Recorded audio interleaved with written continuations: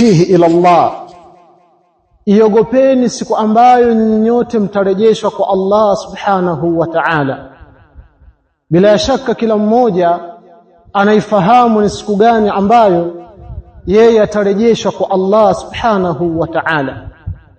Na siku hiyo ya kurejeshwa kwa Allah lazima kipatikane kitu kinachoitwa al-maut. Lazima ufe ndio utarejea kwa Allah subhanahu wa ta'ala. Kisha Allah akasema, kisha kila mmoja alipwe katika yale aliyoyafanya katika dunia hii, na nafsi hizo hazitadhulumiwa chochote na Allah subhanahu wa ta'ala. Kuna uwajibu wa hali ya juu kuangalia matendo yetu tunayoyafanya, kuangalia kile ambacho tunachokifanya, kuangalia yale ambayo tunayoyatenda katika ardhi hii.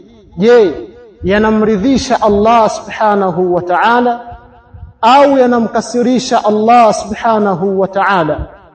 Kila mmoja aitazame nafsi yake.